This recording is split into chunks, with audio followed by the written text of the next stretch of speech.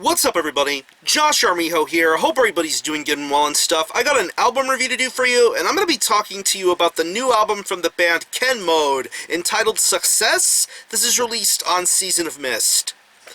Now, if you're not too familiar with this band, they are based out of Winnipeg, Manitoba, Canada, and the best way to describe the sound of this band would be a very aggressive, indie-influenced hybrid of both noise rock and metallic hardcore. Yeah, Ken Mode have long been one of the most consistent trios to come out of Canada in quite a long time. They have a very flavorful, boisterous delivery to their music and an overall stage presence.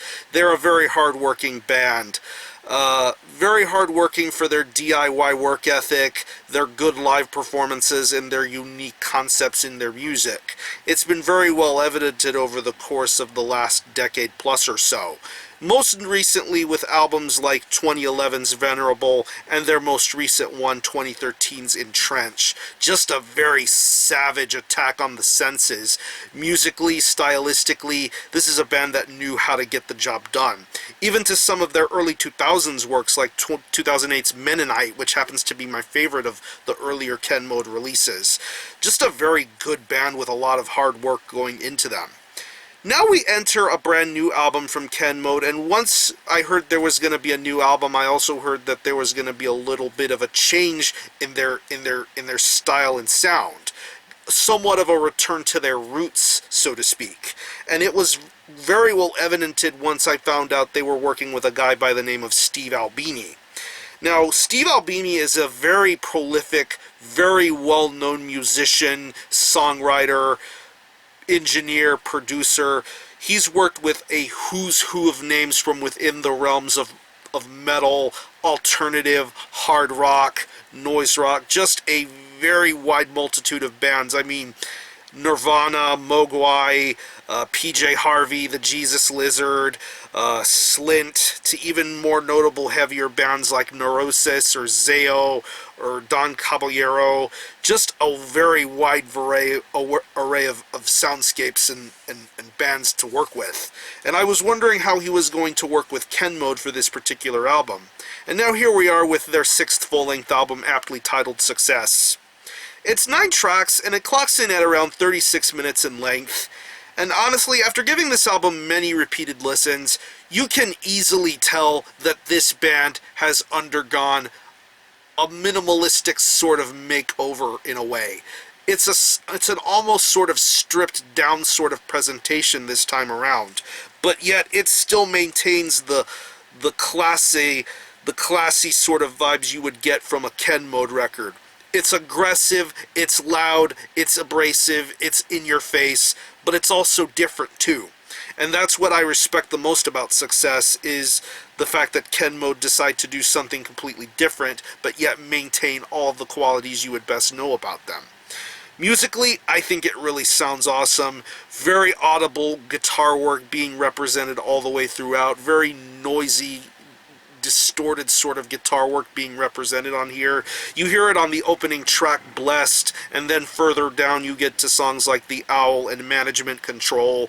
Just some really intelligent, well thought out chord progression and riff work being presented here. It sounds nice, it's very well played, it's very heavy, and the tone of everything just sounds great too. This is a very bass guitar heavy album as well. I love the way that the bass tone is represented here. I think it really embodies the noise rock sort of vibes and aesthetics going on here with Success. You can almost sense a bit of an indie rock grunge sort of mentality going on here with the overall sound and vibe of the bass guitar and the overall riffs being represented here. I think they all sound great. I love the production of this. It has a very warm, contemporary, analog sort of presentation being represented here with the production, and I think it sounds nice. The drum work here is great too. Of course, when you listen to a Ken Mode record, you expect the drum work to have a bit of a spastic, natural sort of caustic vibe being shown here. And you get some of those vibes too on Success, but like I mentioned earlier, this feels a little bit more scaled back and stripped down.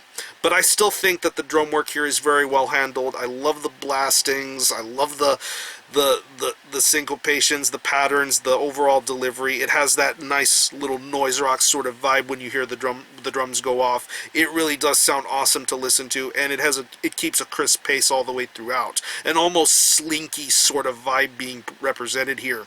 And I'm loving the inclusions of some additional elements like harsh noise, little bits of noise you hear on the track Blessed.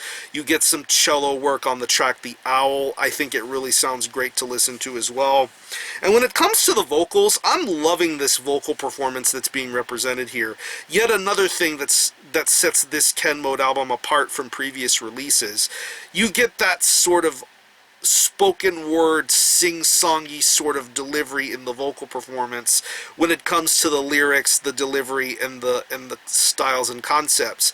I think the vocals here sound really good, very well worded, very articulate.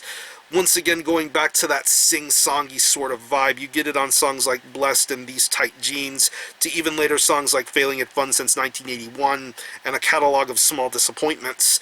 Just a very awesome vocal performance being represented here. And speaking of vocals, I want to say, going back to the track Blessed, you hear the voice of Eugene Robinson, who you know best from the band Oxbow, doing a little bit of vocal gift of gabbing going on that song. And a little bit of a back and forth tit-for-tat sort of thing on Those Tight Jeans. I think that's pretty entertaining to listen to as well. But overall, I think the vocal work is very awesome. It's very different from the pack, but I like what Ken Mode we're going for here. So overall, if you're a fan of what Ken Mode has put out previously, like their last couple of full-length albums, you're going to be in for something completely different here. This is probably the most different and most bold thing Ken Mode have put out yet.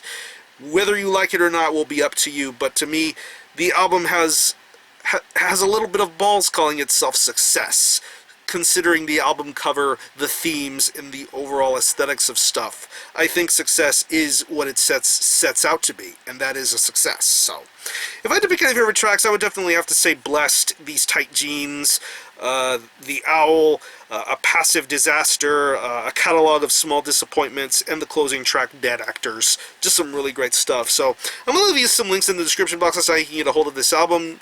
I will leave you to the Ken Mode Bandcamp, where you can listen to it in its entirety, hear it for yourself, and be your own judge as to whether you think it's worthy of being purchased or not.